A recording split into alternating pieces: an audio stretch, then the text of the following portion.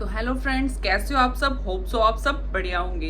तो पिछली वीडियोस में हमने बात की थी प्रेगनेंसी के जो फर्स्ट 8 मंथ होते हैं उसमें क्या क्या बच्चे में ग्रोथ होती है और क्या क्या मदर में चेंजेस आते हैं, बॉडी में चेंजेस आते हैं, बच्चे की बॉडी में चेंजेस आते हैं। उस टॉपिक से रिलेटेड हमने सारी की सारी जो मेन बातें हैं वो बातें की थी। आज हम बात करने जा रहे हैं कि आपको कैसे पता लगेगा कि आपका जो बच्चा है सही से ग्रो कर रहा है, अंदर उसको कोई अंदर दिक्कत तो नहीं है। आपको कैसे पता लगेगा कि ये जो दिक्कत आ रही है मेरी बॉडी में, ये मेरे बच्चे के लिए खतरा हो सकता है।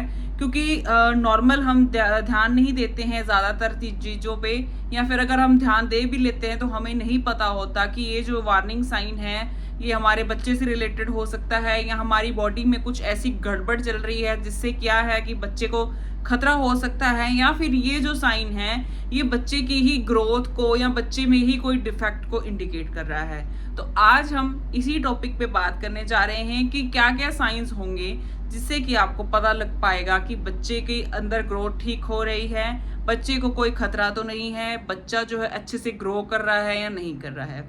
तो सबसे पहले बात आती है फर्स्ट 3 मंथ्स की। आप जो हैं रेगुलर चेकअप के लिए जाएं। कई लेडीज तो होती हैं, सोचती हैं कि पहले 3 मंथ जो होते हैं उसमें कोई गड़बड़ नहीं होती है, चौथे मंथ में अल्ट्रासाउंड करवाएंगे। तो आप ये वहम में ना रहें कि पहले 3 मंथ में कोई गड़बड़ नहीं होती है। जैसे ही आपको पता लगता है कि प्रेग्नेंट हैं, आप प्रेगनेंसी कंफर्म करती हैं या पीरियड मिस होते हैं, तो आप तुरंत ही डॉक्टर के पास जाएं। वो आपका अल्ट्रासाउंड करेंगी। अगर आपके 7 या 8 हफ्ते कंप्लीट हो चुके हैं पीरियड मिस होने के, तो आपके बच्चे की धड़कन का भी उनको पता लग सकता है। अल्ट्रासाउंड में जो धड़कन है वो आ जाती है 7वें 8वें हफ्ते में, तो आपको पता लग जाता है कि बच्चे की जो धड़कन है वो सही है और बच्चा जो है सही से ग्रो करना शुरू हो चुका है आपके अंदर। तो आप जो है आपका खाना पीना उस हिसाब से करेंगी, आपका जो ट्रीटमेंट है वो शुरू हो जाएगा, फॉलिक एसिड है वो शुरू हो जाएगा जो बच्चे की रीढ़ की हड्डी के लिए बहुत ज़्यादा मायने रखता है, सो दैट उसमें कोई प्रॉब्लम ना आए, बच्चे की ब्रेन की डेवलपमेंट के लिए कोई दिक्कत ना आए और आपको भी किसी चीज़ की कमी ना रहे। उस हिसाब से आपके टेस्ट किए जाते हैं, और अगर कोई दिक्कत आती है यानी कि कोई प्रेगनेंसी इंड्यूस डायबिटीज़ होती हैं या कोई थायराइड वगैरह आपका डिटेक्ट होता है, तो आपका ट्रीटमेंट तभी के तभी चल जाता है। अगर आप ये सब टेस्ट नहीं करवाती हैं, वेट करती हैं कि 4th 5th मंथ में करवाएंगे, तो आप इन चीज़ों को मिस कर देती हैं और बच्चे पे भी इन चीज़ों का इफेक्ट आता है। अब दूसरी बात ये है कि बच्चे की मूवमेंट्स, बच्चे की जो मूवमेंट्स होती हैं आपको पता लगती हैं 6 मंथ में जाकर।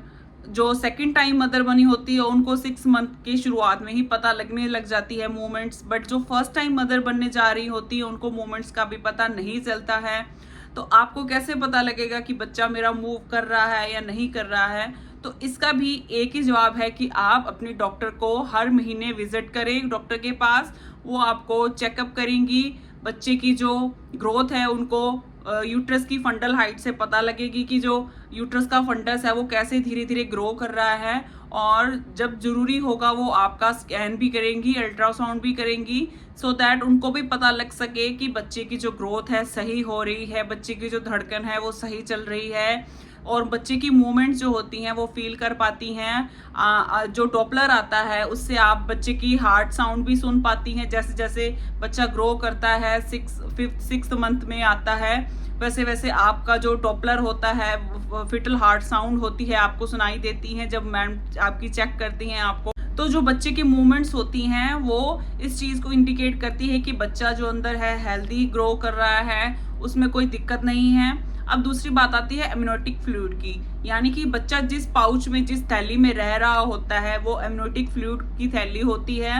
अगर वो एमनियोटिक फ्लूइड जो होता है वो कम रहे तो उसकी जो मेन लीड होता है, मेन जो कारण बनता है वो बच्चे में बनता है ग्रोथ का।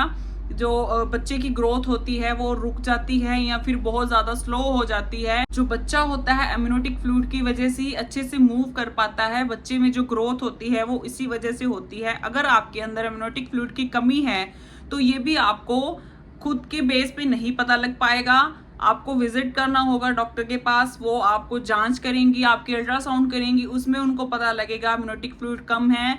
जनरली जो पेशेंट्स होती हैं प्रेगनेंसी के जैसे जैसे मंथ बढ़ते रहते हैं, उनकी पेट की ग्रोथ है, वो बेली जो होती है वो आगे को और जाती रहती है। बट जिनमें एमनियोटिक फ्लूइड की कमी रहती है, उनका जो पेट है प्रॉपर मंथ के हिसाब से आगे की ओर बढ़ा हुआ नहीं होता है। उससे भी आइडिया लग जाता है। बट फिर भी आप अल्ट्रासाउंड जरूर करवाते रहें और अपनी गायनी के पास जरूर विजिट करते रहें, सो दैट आपको जो आईवी या फिर आपको जो सेशे दिए जा सकते हैं, जिससे क्या है आपका इम्यूनिटिक फ्लूइड जो होता है बढ़ा सकें, सो दैट बच्ची की ग्रोथ है वो अच्छे से हो सके। तो आप जो है अपनी डॉक्टर की सलाह के बिना कुछ भी ना करें, आप अपने डॉक्टर को विजिट जरूर करें। और ये भी एक वार्निंग साइन हो सकता है कि बच्चे की जो ग्रोथ है वो रुक गई है, या फिर आपका पेट जो है इतना बड़ा हुआ नहीं दिखाई दे रहा है, या बच्चे की जो मूवमेंट्स होती हैं वो कम है। तो इसका मतलब ये भी हो सकता है कि आपके अंदर इम्यूनिटिक फ्लूइड की कमी हो। अब इसके बाद बात आती है, अगर आपके हाथ पैर ज़्यादा फूले हुए दिखाई देते हैं, थोड़ी बहुत स्वेलिंग तो नॉर्मल सी बात है, बट अगर ज़्यादा स्वेलिंग आती है आपके हाथों पैरों में, तो ये वार्निंग साइन हो सकता है। हो सकता है आपको बीपी जो है आपका फ्लक्चुएट हो रहा हो, या फिर आपके शुगर लेवल्स होते हैं, ये भी इस चीज़ पे डिपेंड करता है कि आप जो टेस्ट वगैरह करवा रहे हैं वो सब नॉर्मल चल रहे हैं। अगर आपको शुगर की प्रॉब्लम आई है, डायबिटिक हो आप, प्रेगनेंसी इंड्यूस डायबिटीज़ आपको डिटेक्ट हुई है, तो आप ट्रीटमेंट लेते रहें। ये भी बच्चे के ऊपर काफ़ी इफेक्ट डालता है ये चीज़ें। इसके बाद बात आती है स्पॉटिंग की। अगर आपको फर्स्ट 3 मंथ में स्पॉटिंग दिखती है, यानी कि थोड़ा बहुत ब्लीडिंग दिखती है, तो आपका ये भी हो सकता है इसका रीज़न कि आपको एक्टोपिक प्रेगनेंसी होगी हो, यानी कि जो यूट्रस है उसके अंदर प्रेगनेंसी ना होके यूट्रस के आउटसाइड कहीं प्रेगनेंसी होगी हो, यूट्रस की ट्यूब में प्रेगनेंसी होगी हो।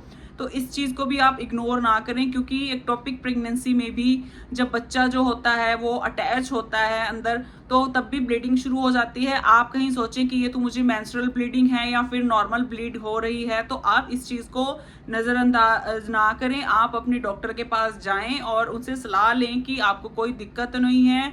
अल्ट्रासोनोग्राफी ज़रूर करवाएं, जिससे कि आपके अंदर की कोई दिक्कत तो नहीं है वो पता लग जाएगा।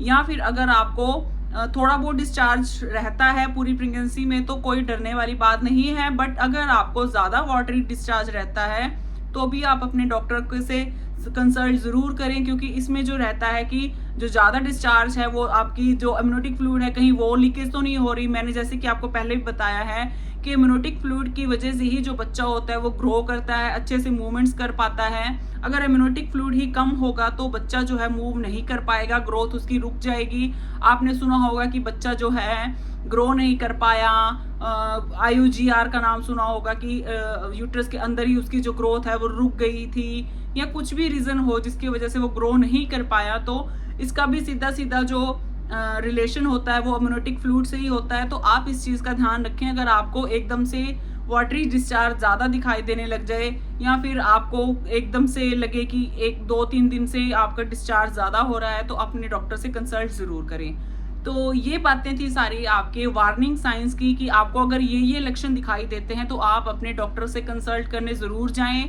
घर पे कुछ भी आप अपना ट्राई ना करें, क्योंकि हम अपनी बॉडी की तरफ ध्यान नहीं देते हैं। अगर दे भी लेते तो हमें लगता है कि नॉर्मल सी बात होगी, ज़्यादा घबराने वाली बात नहीं है। क्योंकि ये जो चीज़ें होती हैं ये आपको भी दिक्कत देती हैं, मानसिक रूप से भी और शारीरिक रूप से भी। बच्चा जो है वो भी इस चीज़ों से, इन चीज़ों से इफ़ेक्ट होता है।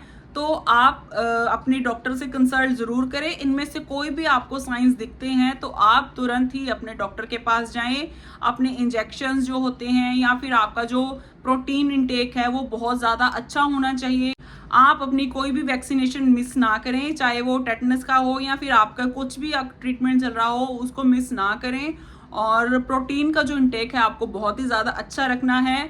सुबह आप टोफू ले सकते हैं, सोयाबीन का कुछ नाश्ता कर सकते हैं, बेसन का चिला ले सकते हैं, या फिर स्प्राउट्स ले सकते हैं। और शाम को भी आप दाल का सूप ले सकते हैं, डायरेक्ट दाल लेनी है आप दाल ले सकते हैं। तो प्रोटीन का इंटेक जो है आपका बहुत ज़्यादा ज़रूरी है बच्चे के मानसिक विकास के लिए भी और शारीरिक विकास के लिए भी। तो ये सारी बातें थी कि वार्निंग साइंस आपको क्या क्या नज़र आ सकते हैं और आपको क्या क्या नज़रअंदाज नहीं करने हैं। तो मिलते हैं नेक्स्ट वीडियो में, तब तक के लिए अपना ध्यान रखें।